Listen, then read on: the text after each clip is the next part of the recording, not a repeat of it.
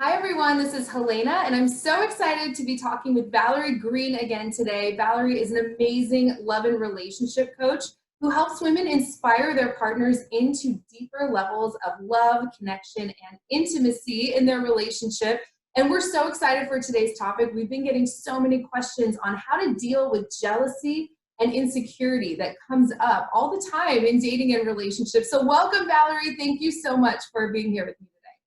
Hi, Helena. I love this topic because I do feel like I get a lot of clients coming to me talking about how they feel jealous and insecure, and they act out of those feelings and wind up sabotaging the connection they have with their man because it sounds like, a good thing to do in the moment when you're feeling anxious to kind of approach him and be like, hey, what's going on? And interrogating him because you want certainty, but that actually is blaming him and then it pushes him away, right? So I want to really talk about what to do with those feelings instead. Absolutely. And I know it happens to all of us sometimes, right? It's almost like a trigger or knee-jerk reaction that comes up. And I know from my perspective, you don't want to stuff those feelings down and just try to be more reasonable than that. But just like you said, you also don't want to act out of them. And I knew you were just like the perfect person to bring on and talk like a wealth Yeah, of wisdom, right? Yeah. So what's the first thing you have to say? I'd love to just anywhere you'd like to take this. I'd love to hear it. yeah. I mean, first I want to really define jealousy because I actually didn't even really know the difference between jealousy and envy. And I wound up reading a book on it, which was really a good book, and I recommend it, called The Jealousy Cure by Robert Leahy, PhD.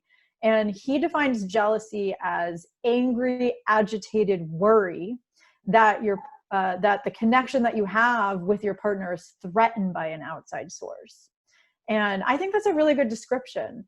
It's really a mixture of emotions, and I think it actually really makes sense to break them down instead of, like you just said, usually we feel like we only have two choices, either to kind of stuff those feelings down, but then, as you know, what we resist persists. So it ends up coming out in like a twisted way.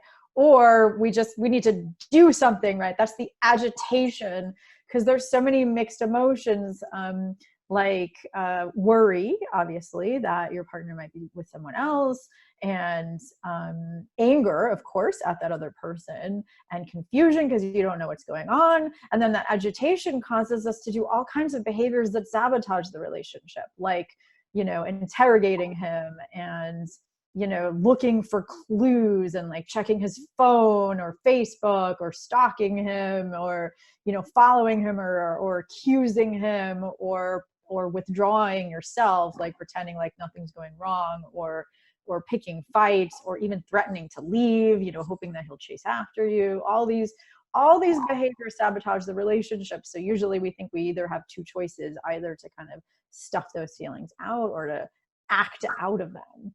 But in this video, I'll present what I've found to be effective strategies that actually healing the underlying dynamic and then speaking to him from an inspiring place that actually helps him to solve the problem with us, which is, what actually leads to a sustainable solution. I think that's great. Healing the underlying dynamic, then speaking to him in a way that's actually going to work and hopefully Yeah. closer rather than push him away, right? So, yeah, I love giving people like just a third way or a whole new way, because I know a lot of times they think, well, I just have to put up with this and just kind of not say anything, or I have to just leave, when so much of the time there's a lot of room for like at least seeing what a guy does when you're able to express yourself coming from like a really centered, grounded place. So what would you say the first step to this is? Would it be the healing? Like, what do you have women do when they feel that jealousy or that insecurity start to come up? Yeah. So there's the inner work and the outer work. And I want to present a reframe, first of all, because this is kind of like the overarching mindset that I use to really help heal the dynamic. Because we think that jealousy is like anger at the outside source, like you have to kind of prevent that outside source from threatening the relationship. But actually, what I like to look at it, and this is the way I've always looked at it with jealousy, is that jealousy is a desire for something plus a doubt that you can have it. Oh, that's great. Yes, and that's the worst feeling ever, right? Like wanting this relationship where you feel safe and loved and you don't have to worry about anything. and then immediately doubting it or having things come up that cause you to doubt it. It's the worst feeling in the world. Wow, I really like that reframe there. So what would that next step be? Yeah, exactly. I mean, I want to present like the kind of overarching, like what this looks like. And then there's the inner work and the outer work.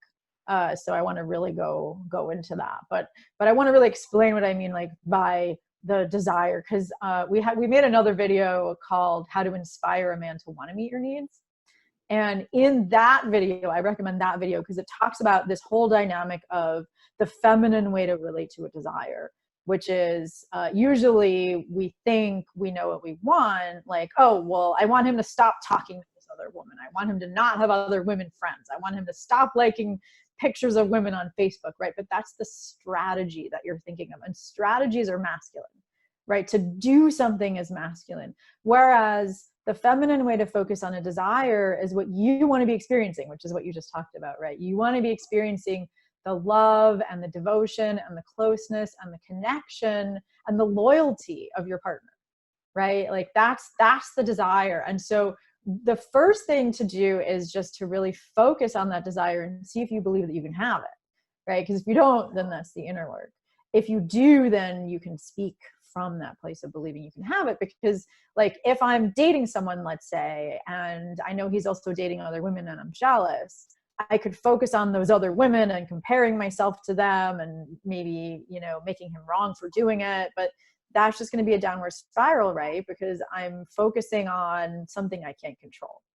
And that's going to make me feel more jealous versus focusing on the desire. If you're single, because I think the strategy for how to deal with jealousy is different if you're single and dating a guy versus if you're in a committed relationship. And so this is what I'll talk about later too. Yeah, I'd like to talk about both. If you got questions too, yeah, if you guys sent in questions to us, I did a community post. We're going to get to as many of those as we can at the end. But for everyone watching, if you have questions about this topic, let us know down below in the comments. And hopefully, Valerie, you can go through them and answer them when you get some time. And for all the other videos we reference, we've done so many videos together. The links to all of them are in the description right below this video. I know you mentioned how to inspire a man to want to meet your needs. That might be a good like precursor to this one. So yes, definitely. Because I talk in that one about how to, I mean, feel free to watch this one and then watch that one if you're already watching this. But I talk really in depth in that one about the difference between a feminine way to relate to a desire and a masculine way to relate to a desire.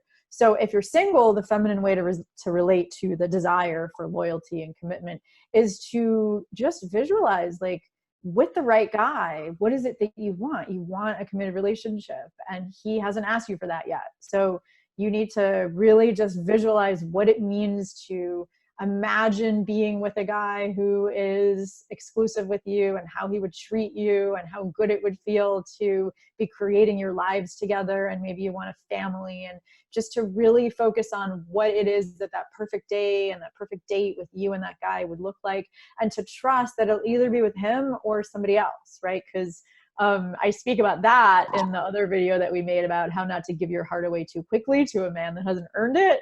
That's what to do if you're single and you're feeling jealous, because focusing on only one guy when he hasn't asked you to be exclusive yet is probably going to cause you to feel jealous. And so, you know, that, I think that video, how to not give your heart away too quickly to a man who hasn't earned it, that'll help with jealousy with single women. But if you're already in a committed relationship with a man, and you want to focus on the desire is really to be on his team, right? To have him have your back, right? To want to solve this problem with you. If you're feeling insecure, to want him to step up and give you reassurance and make you feel more secure.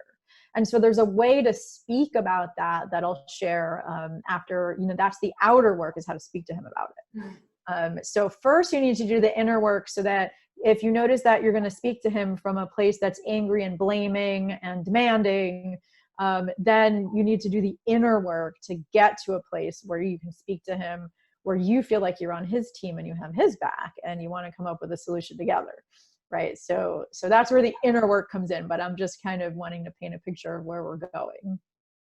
Great. I love it. So, I mean, how would you get to that place? Because, I mean, we've all felt insecure at times. Like, that comes up all the time, even when you're in a great relationship. Like, it's our own stuff that we're constantly running up against. Yeah. Especially, oh my gosh. So, like, what is that first step to healing, or what do you have clients do who are like feeling this thing, Mm-hmm. Like, what's the first thing you have them do? I'm so curious. Exactly. So with jealousy, like I said, there's a lot of different mixed emotions. It can be overwhelming. And I think the first thing that we want to do is to try to get rid of the emotions, right? Like, oh, I have to interrogate him, or I have to try to find out if he's with this other woman, or I have to try to stop him from having women friends or whatever.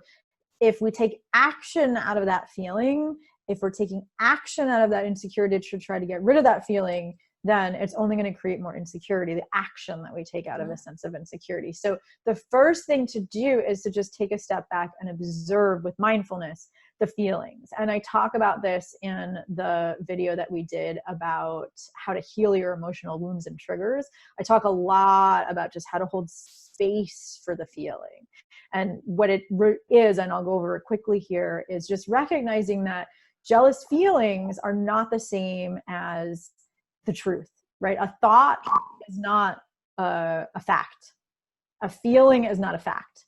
So just because you think that maybe he is being unfaithful doesn't mean that he really is, right? And so trying to get confirmation, a lot of times we try to get confirmation, and we do keep track of the GPS, or we stalk him on Facebook or whatever. But to recognize that, I mean, what good is going to come of that? Because our minds will find what we're looking for. So I was just gonna say that. I was gonna say it's like this detective persona, which I think is like an unconscious mechanism that's part of like a protector persona, which is like an energy maybe trying to protect you, but it's kind of going about it in the wrong ways. I've really found any action like that taken from a place of insecurity or anxiety or lack or whatever is always counterproductive. It's always going to lead to more feelings of insecurity, of jealousy, of anxiety, whatever you're feeling. If you're acting out of that feeling, it's just going to lead to more. It's like a vicious cycle, right?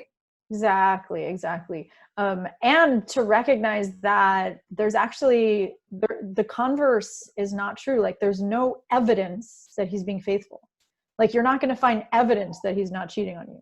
There's no evidence of that. So any evidence that he's being unfaithful that you're finding, I mean, obviously you don't want to find evidence that he's actually being unfaithful, but what if you do? I mean, then what?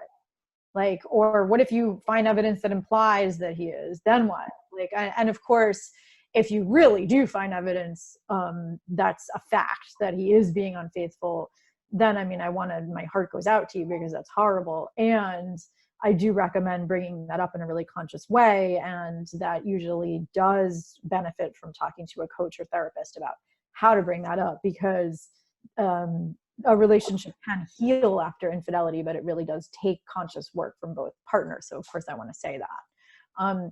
But all I'm trying to say now is that taking action from a suspicion, any action that you take from a sense of insecurity or jealousy, is just going to create more insecurity or jealousy. Absolutely. Right? So the way to be with the feeling is literally just to be with the feeling as a sensation in your body. Like, notice where you feel it in your body, and does it have a color or shape to it? And what does it feel like as a sensation? Is it like, what does the agitation feel like? Is it like jumpy? Is it jittery? Is it hot? Is it like contracted? Is it, wanting to hit things or punch things? Like, what is the feeling inside your body? And I talk a lot about this in that video about how to heal your emotional wounds and triggers. So I won't go into that a lot here, but the belief, if we actually feel our feelings, is that we're going to drown in them. But if you actually, the research shows, Jill Bolt Taylor was the most prolific researcher about this, that if you literally just be with the feeling with the sense of self-love and self-acceptance, like you would be with a friend who's feeling that way, sending compassion to that part of you, and like, oh, I know that hurts, and I know that that's scary, and accepting the sensations, then they do decrease after 90 seconds. So what keeps them going is like the mental beliefs and assumptions that you're making. And so I'll talk now about the most common beliefs and assumptions that underlie jealousy and how to challenge them, because that's the second step after you've just been with the emotion, is really challenging those beliefs and assumptions that lead to jealousy, because when we really do challenge them, then it's easier to soothe the feeling.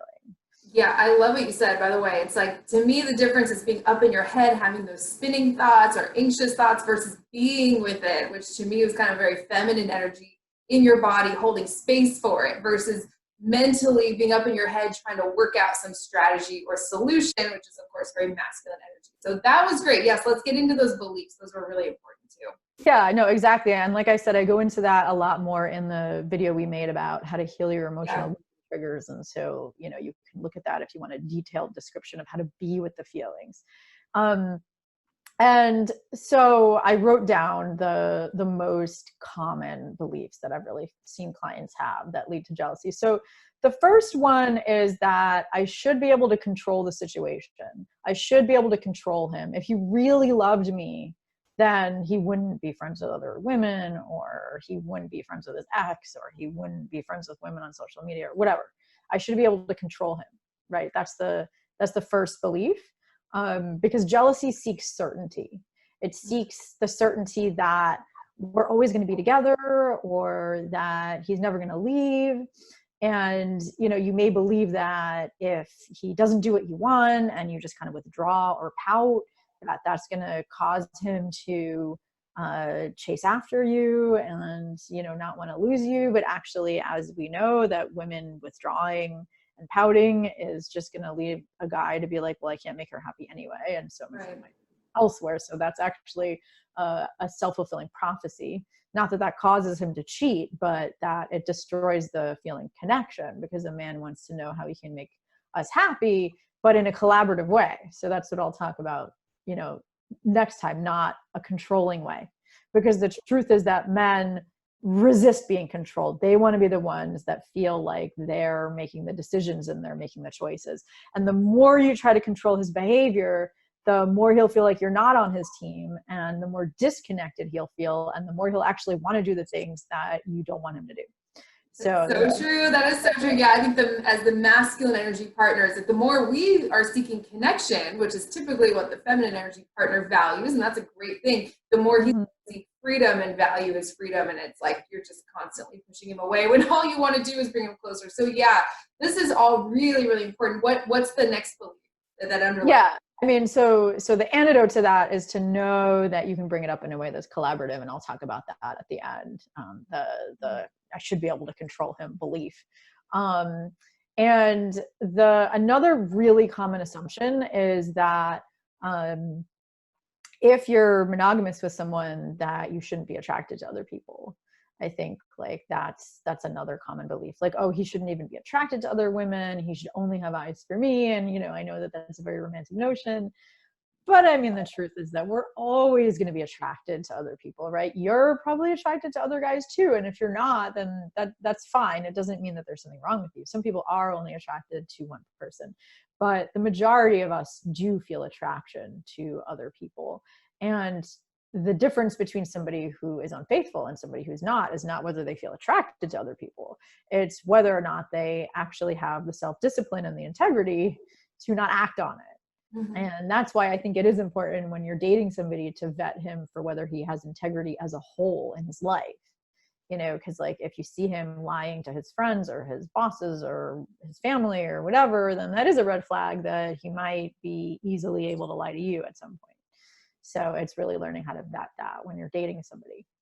Um, but I think that just because the guy that you like is attracted to someone else, that doesn't mean that he should be talking about it with you, right? I think that was one of the questions that we got, is that, oh, I have a female friend who's hot and I don't want to introduce her to him because I'm scared he's going to be like, oh, she's hot, you know, in front of me. And I think that that's easily solved just by kind of being vulnerable, which is what I'll talk about later, and say, hey, you know, like I have some female friends that I think are attractive and I want to introduce you to them. And it would really make me feel uncomfortable if you said anything about them being attractive in front of me. So what I would appreciate is you just don't talk about other women in front of me. Are you willing to do that? And I think that's a really easy boundary to create. I think most guys would understand that, right? Because most guys wouldn't want to talk about how attractive another guy is in front of him either. And so that is a boundary that you can create in the relationship that keeps you from constantly being bothered by you know, the fact that he's attracted to other women. And then we also got a lot of questions about what to do if a man likes and friends other women on social media. So we'll talk about that later. But the first assumption to question is that, you know, oh, he shouldn't be liking other people. He should only like me. And I mean, you're probably friends with other men on social media, right? Like you don't only have women friends. And, you know, a lot of healthy relationships have couples that are friends with other people. And then it's really about creating trust and the right boundaries, you know, so that's how to question that assumption. Totally. And I do want to mention, I always think this goes without saying, but I also just kind of want to throw it in there in case people are watching who are like new to my videos. We're definitely not making excuses for men here. If a man is totally being inappropriate with your girlfriends or with other women on social media, of course, you want to listen to your intuition and not accept that, not, you know, not continue on with a man who's not willing to change if that really bothers you. So yeah, we can talk about that too when we get to the questions. Of course, because I mean, that's the reason to bring this stuff up is, you know, to create a boundary in a really collaborative way. Like, how do you feel about not talking about other women in front of me? If he's a sensitive guy, he should be like, of course I won't. If he doesn't say, of course I won't, then that is a red flag, right? That, of course, yeah. You know, then I don't recommend being with somebody like that, because that he's going to be insensitive and selfish. So, you know, obviously like everybody has insensitive or selfish sides. But, you know, I think that's a very common boundary that monogamous couples have, is to not talk about desires for the people around each other. Unless it is, you know, I mean, there's all kinds of boundaries that you can create if you both feel secure. Like if you both feel really secure, then, you know, like you can talk about other people together that you think are attractive and actually, you know, bring that turn on into your sex lives. And, you know, I think that there's a lot that you can do from a secure place. But the thing is that if it makes you insecure to talk about other people and you want to create a boundary around that, then, I mean, the relationship's only going to work for you if he's willing to honor your boundaries. Yeah, so totally that great. makes sense. Yeah. Mm-hmm. So another really common misconception that I see a lot of women have is comparing themselves to other women, that, oh, that other woman is prettier, or she's sexier, or she's more flirtatious than I am. And therefore, if I see him talking to her or liking her on social media, I think she has more to offer than I do. And why would he want to be with me? It's a sense of insecurity. And so that is something that I really want to talk about, because I think that there's a misconception about what creates self-worth and security. Because if you Google how to have good self-esteem or how to have self-worth, a lot of the answers that you'll find are setting goals and accomplishing them. And, you know, moving forward in the direction in your life that makes you happy. And that's great. I mean, obviously I'm a full advocate of that, but that's masculine energy. And that's not what makes a man want to commit to a woman, is that she's good at setting goals and accomplishing them. I mean, obviously that's part of it, right? You don't want to just be like sitting on the couch all day and not doing anything with your life. Like that doesn't make a good life partner, but that's masculine energy.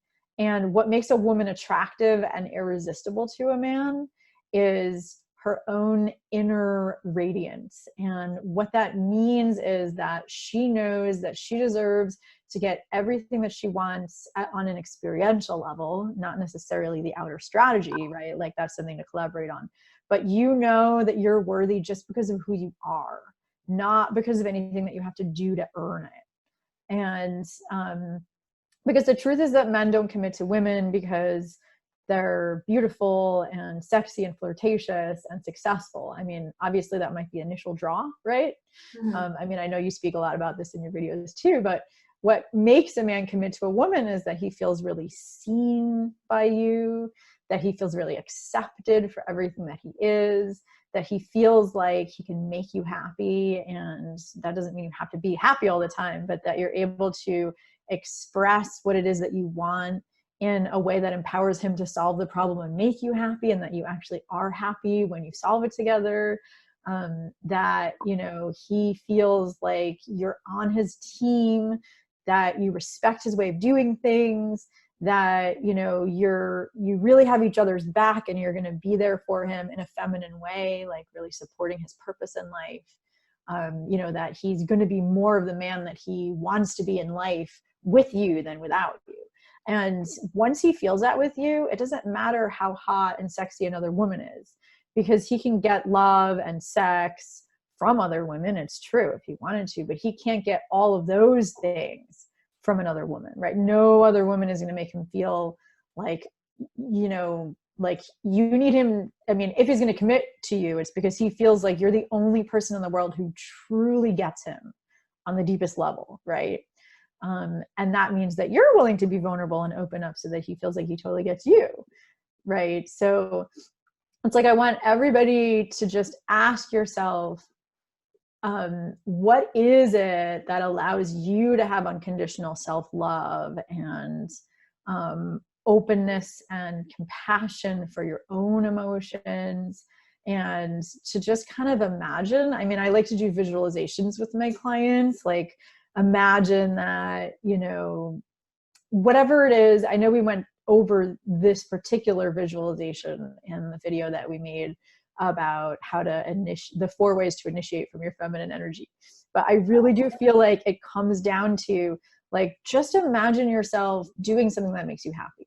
You know, maybe it's playing with a puppy or a baby, or, you know, taking a walk in nature, or playing an instrument, or dancing. But whatever it is that makes you happy, how does that feel in your body? Like, to really embody this sense of pleasure. And does it feel like an expansiveness, or like an inner light, or, you know, like some kind of warmth in your heart? And just imagine sending that to your man, like that. This is the reason why he wants to be around you, because this is what makes you irresistible, is that you're really radiating this inner light that illuminates the room when he's around you. And, you know, that this, when he receives it, and also when you appreciate him, like when you're coming from this place, right, of like feeling, oh my God, I feel so happy, and then appreciating him for something he did, and he gets to feel successful that he made you happy. I mean, that's like, you know, the thing that drives a man's engine more than anything else, right? Yeah. And I want to emphasize that that doesn't mean that you always have to be happy, but I'm going to list 3 components to talk about your jealousy with a man, to really empower him that he can make you happy. Because I think the mistake that a lot of women make when they bring up their jealous feelings is they bring it up in a way that's accusatory, and that's making him wrong, and that's being demanding. And that's not letting him know how to make you happy. That's just, you know, making him feel like he's doing something wrong, and then he's going to get defensive. And so, you know, we'll talk in a minute about how to bring up your jealous feelings in a way that empowers him to feel like, oh, I know how to make her happy. Yeah, I love what you said. Yeah, it's so great, because when you were doing that, and I was doing it along with you, it's almost like you can't possibly be up in your head strategizing, comparing yourself to another woman who you think is like more attractive or something like that, more beautiful than you. Like, when you really realize where your value comes from, it's in your energy and your vibe. Mm-hmm. Provide those external things will only get you so far with the man. Everyone's experienced that your looks and all that stuff might be what first gets a man's attention. Yeah. Not what ultimately inspires his love and devotion and commitment, right? It's everything you were talking about. So I really like that. To me, I felt myself get out of my head, drop down into my body. And you can't really do both of those at the same time. So that was beautiful. Exactly. Yeah. I think sometimes what we tend to compare ourselves and feel like we're falling short is not what ultimately a man is like truly valuing about you deep down, right? So that was really great. Let's talk about those 3 components, or like the second part of this, unless there's anything else you have to say about the healing, but I'd love to talk about how to actually talk about some of these things. Yeah, exactly. I mean, the one thing that I wanted to say is I think it is really important that we have regular habits to be in a feeling of pleasure and happiness in our lives. Because I think a lot of women that I coach, you know, we're just operating from old beliefs that pleasure is selfish. And actually, pleasure is one of the biggest gifts that you can give to a man to make him want to be around you. Not that you have to be feeling pleasure all the time, but I think on a daily basis, one of the things that I empower my clients to do is to do something that gets you out of your head and into your body and feeling good, whether it's exercising or dancing or spending time in nature or playing an instrument, not to just visualize it like we just did, but to actually do those things on a regular basis, because that is also what allows us to tap into that positive energy vibe so that we can be in a good space to connect with the man from. So I just wanted to say that because it's not just about visualizing it. I mean, obviously we're just visualizing it in a video. But yeah, I mean, I do want to get to those three components. So the three components, and like I'll really elaborate on what they are. So basically it's really a lot of women assume that you should just be able to feel happy within yourself, and then you'll feel better and you won't feel insecure anymore. And communicating your insecurity to a guy is just going to push him away. And that's not true if you communicate it in an inspiring way, right? If you communicate it in a way that empowers him, that you're on his team and you can solve the problem together, right? And help you to feel better. So basically what I have discovered that the three components are is, number one, bringing it up in a way that is collaborative. So what that means is that you're on his team, that you're not accusing him of doing something wrong and you're not being demanding. You're thinking about both of you. You're thinking about, okay, I want to feel more secure and he wants to feel freedom, and we're on the same team, and how can we both have what we both want, right? Because if he senses that you're not trying to take his freedom away and that you actually want to support him in getting what he wants too, then that'll disable his defensiveness, right? That's the first component. The second component is recognizing the positive intention behind whatever he's doing. Now, obviously, if he actually is cheating, it's hard to do that. But we're talking about jealousy of, just like him having female friends or liking other women on Facebook or et cetera. He's not actually cheating. To recognize the positive intention of that. Like, you might have guy friends too. And if you don't, then maybe you did in the past. And it's not like you're friends with them because they're a man, right? It's like you get something out of that friendship, right? Because that's the unique connection that you have that you can't get anywhere else because we're all different. Or, like if you're liking somebody on Facebook, it might be just because you actually liked what they just said, right? It doesn't mean that you're flirting with them. Or even if, like, let's say a guy did come over to you and flirt with you at a bar, and you know that your boundaries are that you're not going to do something, but it feels good to receive that attention, right? And that might be literally why he is doing it. So to not bring it up in an accusatory way, but just to recognize, oh, like he's feeling good about himself when he's doing that. It's making me feel insecure. But, you're not coming at it from like, what you're doing is wrong. You're coming at it from, okay, like, I know that you're feeling good by doing that, and I'm feeling insecure by you doing that. So let's create a solution together. That's going to be validating his positive intention, and he's going to feel really seen. And then he's going to want to solve the problem, because it's really the way that men usually feel misunderstood by the way that we bring stuff up that causes them to get defensive and like, what are you talking about? Like, I'm not doing anything with those women. You should just not worry about it. Like, it's because we bring it up in a way that's making him wrong, and then he feels misunderstood. So that's the second component, is to recognize the positive intention. And the third component is to bring it up. Remember, I said in the beginning that the reframe is that jealousy is about a desire plus the doubt that you can have it. And we just talked about how to address the doubt with like challenging all those limiting beliefs. The third component is focusing on the desire of what it is that you want to be experiencing, not what you want him to do or not do. I mean, because that's controlling him and being masculine. You can make a request for what you want him to do or not do. That's a boundary. But if you're bringing up the request in a collaborative way, then you'll be like, well, here's my suggestion. Does that work for you? What do you think? You're not being like, well, you have to stop seeing her or else, it's not going to work. Now, obviously, it might eventually get to that if he seems insensitive to the things that make you feel good. But that's not like the first place to come from, if that makes sense. So those three components again are collaboration, recognizing the positive intention, and focusing on the desire.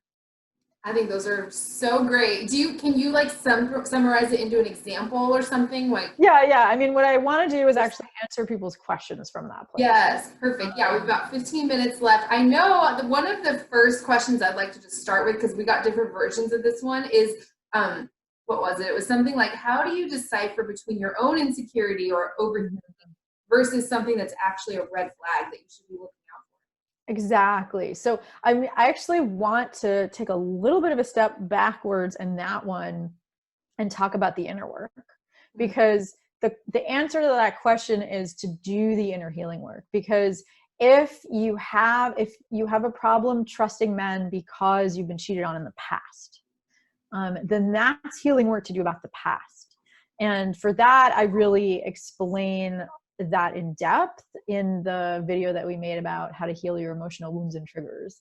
And so what I would suggest is watching that video and really doing the internal healing work around the past, which involves like writing letters that you don't send to those people, and also learning about so what I recommend, just briefly, like besides the healing work that I talk about in that video, is like writing letters to, your ex, your parents, like anybody that really betrayed your trust, and getting it all out. Don't send those. But then taking responsibility for how you contributed to that dynamic, even if it was only 1% of trusting somebody when they haven't earned your trust, or how did you co-create the disconnection? Not that you're responsible for someone else cheating, that's obviously their fault, but how did you not clarify your boundaries or communicate in a way that was inspiring connection, etc. And how could you learn those skills going forward so that you can allow somebody to earn your trust? So if you do that work, and you sense that your partner is being unfaithful, the gut feeling around that is going to be subtle. It's going to be horrible. It's not a positive feeling, right? If you sense that your partner is being with someone else, it's going to feel like a big lump in your stomach, right? It's going to feel like a nauseous feeling or like an angry feeling, but it's going to feel like a subtle knowing. It's not going to feel like hysterical, like I have to do something about this right now and I can't handle it and I have to go after that person. Like, I like to say that if it's hysterical, it's historical, if that makes sense. Like, that's usually something unhealed from the past. And like I said, obviously, if you're getting a real gut sense that your partner might be cheating on you, then that is something to talk about with a coach or a therapist, because they can help you to make that distinction and how to bring that up in a way that's actually going to encourage the guy to be willing to do the healing work with you. Like, if you really know that that's going on. Because it is possible to heal from infidelity, but like I said, it does take work from both partners. Okay, great. Yeah, I love what you said, that when you do the healing, then you're more in touch with your intuition, is what I got. Right. And it's more of just a knowing and a clarity rather than being up in your head and it's like really jumbled and confusing, right? So that was great. I'd love for you to add any of the other questions that jumped out to you that you felt were kind of general enough that everyone could benefit from them. Yeah. I mean, I'll try to get to all of them. And then obviously if we don't, then people can ask them again in the comments, and I'm happy to answer them in the comments. So one that we kept getting over and over again is like, and this is just like how to talk to him about it. I know we've listed some of these examples already with how to do the inner work. So let's say if he likes and follows pictures of other women online. I think we got that one a couple of times. So if we're talking about it with those three components, right? Collaboration, positive intention, and owning your desire. So you would approach him and say something like, hey, I noticed that you've been liking and commenting about a lot of other, pictures of women online, and it's totally fine that you have women friends online. I have men friends online, like, you're not doing anything wrong here. But at the same time, I feel insecure because my interpretation of that is that you're complimenting them. And it feels kind of weird for, me to see you complimenting other women. Is that your interpretation? And can you help me reinterpret that so that I don't feel insecure? Like, what's your interpretation of it? Are you complimenting them, or is it something else? right? So then he's likely to kind of share, no, I'm not complimenting them. Like, I really look at this woman's post and she was sharing about this intellectual thing, and I really like that intellectual idea. And then I might be like, so focusing on the desire, I might be like, well, you know what it is that I feel like we don't make enough time to talk about like our intellectual ideas that we're creating in our lives. And actually, like, I'd like to make more time with you to talk about deeper topics that are important to me. Is that something you want too? And like, how can we make more time to do that together? Because if we made enough time to talk about like new ideas that we have and, you know, books that we're reading and concepts that we want to talk about, then I wouldn't care if you also look at other women's posts online, etc. Or maybe it's that he likes pictures of hot women in bikinis. I don't know. So maybe it's not an intellectual idea, but like maybe he's just like, well, yeah, I thought she was hot. And like, then you could be like, okay, well, you know, what would make me feel better is that if you also gave me a compliment every time you thought I was hot. And then, you know, because I think it's kind of weird to ask a guy to give you a compliment because then it's not authentic. But if you say, like, if you were complimenting me on a more regular basis, then I wouldn't care if you're also complimenting other women. You know, that's just to be self-expressed. And he might be like, oh, yeah, okay. And then, you know, you're not asking for it. You're just kind of sharing about what you want, if that makes sense. Love it. I think that's great. I love weaving in the examples of what to say. Were there any other questions where you could like give some scripts on how to actually talk to a man? Yeah, there was one that came up that I think is important. There's a few actually, so if we have time, I'll try to address all of them. One of them was, how can we overcome jealousy and insecurity when another man seems to be overstepping the boundaries, such as flirting with our man? And I think that's a really important thing to address. So the way to do that is to just approach him and be like, hey, you know, I'm just curious. Like, I'd like to talk to you about something that's happening that I know is bothering me. Is that okay? You know, and then he'd be like, sure. And then you can be like, I'm just curious, like, what do you think the intentions of those other women are? Because I noticed that they're being kind of flirtatious, and, you know, it makes sense if you're like being nice to them, because I'm sure it feels good to receive their attention. But what do you think their attention? What do you think their intentions are? You know, do they think that they're like trying to flirt with you? Like, and then how can we have the right boundaries so that we really safeguard our relationship, so that I trust that no matter what their intentions are, that you're really going to be devoted to me. Like, what are our actual boundaries? Like, what constitutes flirting? You know, is it okay to talk to another woman? Is it okay if I talk to another man like that? Like, how would you feel if I talked to another man like that? Like, just as a curious way, like, what is actually okay and what is not okay? Like, is the actual boundary kissing somebody else that's not okay? Is the actual boundary like, you know, making sexual innuendos with another person? And like, how do you want me to respond when a man makes a sexual innuendo at me? And then, you know, how do you want to respond when a woman makes a sexual innuendo at you? And just like really clarifying the boundaries and like letting him know whatever he suggests, that like either you feel comfortable with that or uncomfortable with that. And if you feel uncomfortable with that and you're sort of vulnerable and being like, well, actually, I feel kind of uncomfortable if you're responding to another woman's sexual innuendos and sexual jokes, because then I actually imagine you doing that with her and that feels uncomfortable.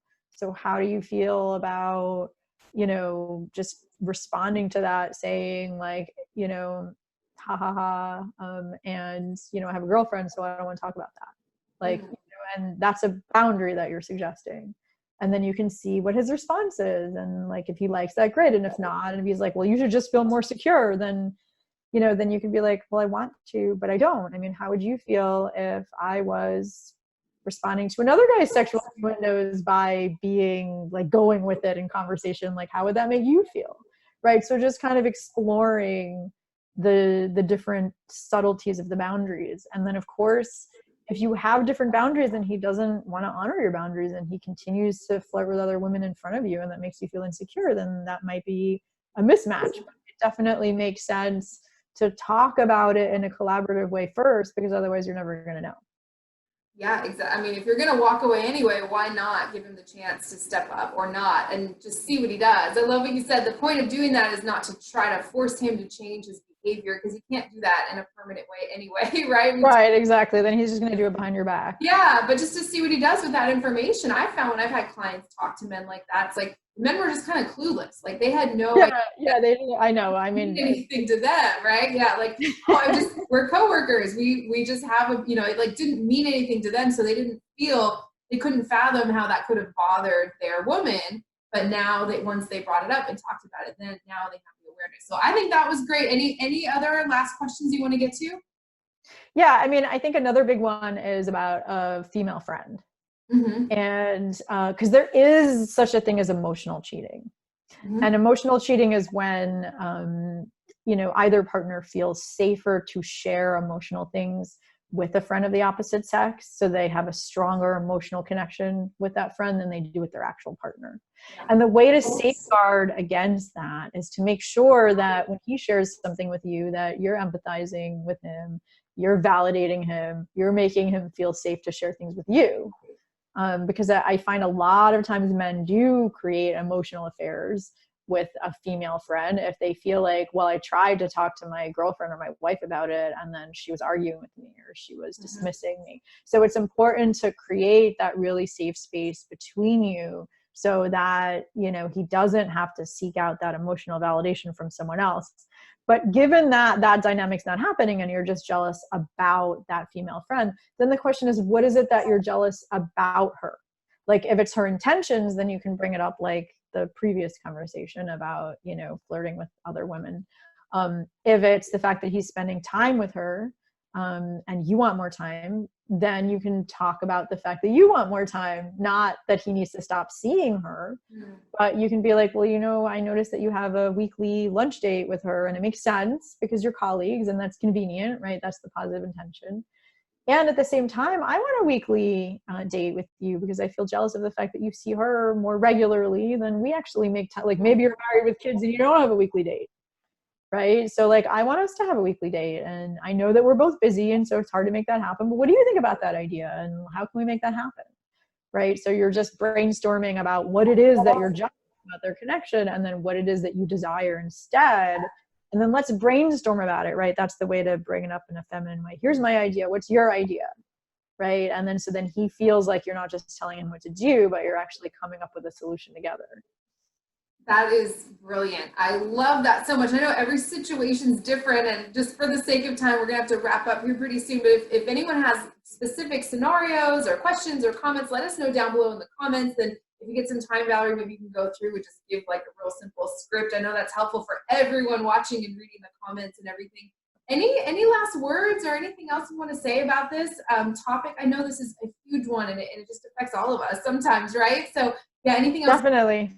Yeah, I mean, the one last distinction I wanted to make, because one woman really specifically asked a question like, how is it, different if you're dating versus a committed relationship? Yes. And so I do want to bring up that distinction. And basically, if you're dating, I think jealousy is a different solution if you're dating versus if you're in a committed relationship. If you're just dating, it's important to remember that he doesn't owe you exclusivity. If he hasn't asked you for exclusivity yet, then he's going to be dating other women, and he doesn't owe you to stop dating other women, and you're free to date other men. And if you feel jealous about that, then it's important to just keep on focusing on the desire to have an exclusive relationship and not expect it from that particular man, to really trust that you can have that with someone. That doesn't mean you can't bring up your desires in a collaborative way like we talked about, but to not expect him to not date other women yet because he hasn't asked you to be exclusive. But in an exclusive relationship, you have an expectation that you're not going to at least sleep with other people, right? Because that's kind of the definition of exclusivity. So you have that as an expectation. So it's okay to bring that up and clarify your boundaries and say, what are our boundaries? Because most monogamous couples don't even clarify their boundaries. They're just sort of like, well, we're monogamous, but what does that actually mean? Does that mean you don't spend time with friends of the opposite sex? Does that mean that you don't flirt with other people? And what constitutes flirting? Does that mean you don't kiss other people? Like, there's all kinds of boundaries that you can bring up. And so I think like when you're in an exclusive relationship, then it's important to clarify what those boundaries are in a really collaborative way. And you have every right to do that because that's one of the, definitions of exclusivity.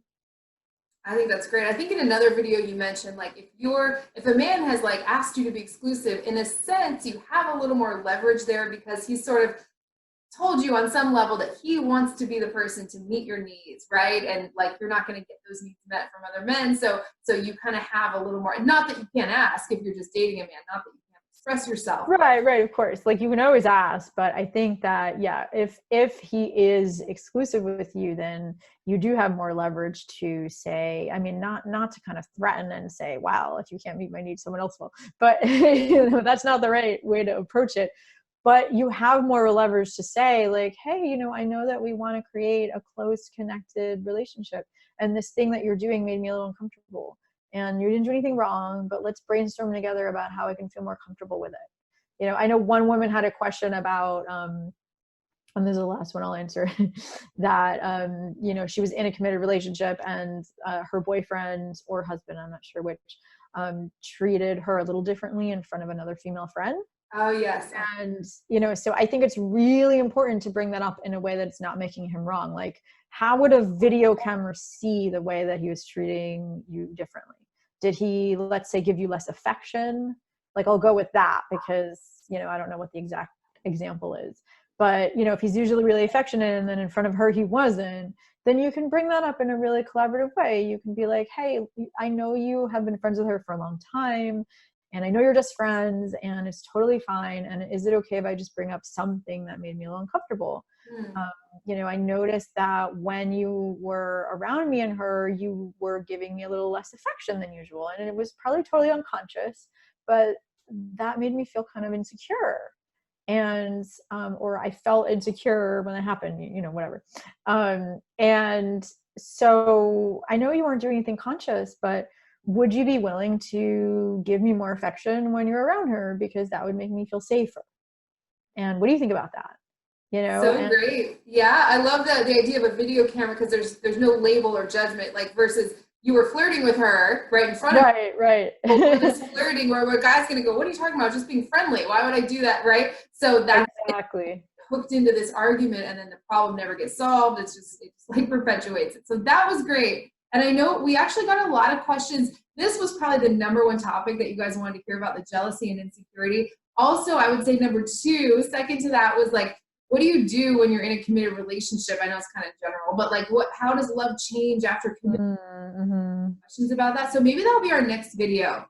Oh yeah, I would love that. And I would love for us to kind of like post questions that people have about how love changes in a committed relationship. And then we could answer all of those questions. Yeah, this is the first time I've been getting questions like that. So I'd love to do some more videos on that because I know a lot of our videos focus more on the early stages or getting into a committed relationship. So probably a lot of people are at that place now and are kind of like wanting the next. Be so happy. That's fantastic. So yeah. Oh, totally. Yeah, I'd love to do a video on that. I think one video that we made about that was the how to transform conflict into intimacy. Yes. So yes. I mean, if people are in a committed relationship, they could look at that. But obviously, there's a lot more issues that happen in a committed relationship that we could address. Yeah, so everyone watching, let us know what other, you know, questions, comments, video topics that you'd like us to do. We love doing these videos for you guys. I didn't even ask you before we start recording, do you have a free gift? I'm sure you have some great free gifts to offer everyone watching here. Oh yes, of course. And I do have 3 free gifts, and you know, I know you usually post the links below, but one of them is the one that's most relevant, I think, is the Manifest Lasting Love ebook, because that does talk about how to bring up your challenging feelings like jealousy with a man in 5 steps that encourages him to want to solve the problem and make you feel more secure. So that is the Manifest Lasting Love. And then I also have the Magnetic Dating Formula ebook for single women, and I have the 3 steps to stop fighting and start connecting video training for people that are in a committed relationship. So I know you usually post the links below. Yeah, I'll put everything right below this video in the description. So no matter where you are in your love life, Valerie has a free gift or a free training for you, which is awesome. Are you still offering every once in a while you open up spaces in your schedule for free breakthrough sessions for people looking for coaching? Yes, I do always have an application on my website that people can fill out for a free 90-minute breakthrough session, which is basically an in-depth exploration of what your challenges are and what your vision is for what you want. And then I help you create a plan for how to get there. And of course, it depends on my space and my schedule, whether I'm offering those right now, but you're always welcome to apply. And, you know, I even have a waiting list if I'm not available. So I want to make as much time for people as I can, because of course I love talking to people one-on-one. It's just my favorite thing to do, to really help people apply this to their specific situation and feel a sense of hope that the relationship that you want is possible and you know the steps to take to get there. Yeah, so definitely go, at least apply, taking advantage of that amazing offer. Valerie's such a great coach. I probably refer clients to you, 5 times a week at least. But I'm not doing much private coaching on my own anymore. So yeah, I always know they're going to be in like the best hands with you. You're like the top person I would I would recommend for a lot of these situations, because you're just trained in everything and just this wealth of wisdom. So this was amazing. Thank you so much. Any last words of wisdom on jealousy and insecurity? Anything else you want to say before we close out? Yeah, I mean, the one thing I want to connect this to is that other video we made about how to heal anxious attachment, because I actually get a lot of inquiries from that video. And I think that jealousy might be a symptom of a more anxious attachment style. And so I encourage people to watch that video too, because I give a lot more in-depth healing practices to do to really heal an underlying insecurity in that video. So, yes. Oh my gosh. There's That like is so many favorite things that I can't give like all at once. Yes, we have a video on healing anxious attachment. Also, what to do if your partner is avoidant attachment style. So those 2 videos get such huge responses, and there's a lot of women in that situation. So this was amazing. All the links to all of our videos and all of Valerie's free gifts are in the description right below this video. Just click on that, go check everything out. Valerie, this was awesome. Thank you so much again, and we should definitely do this again soon. Yay.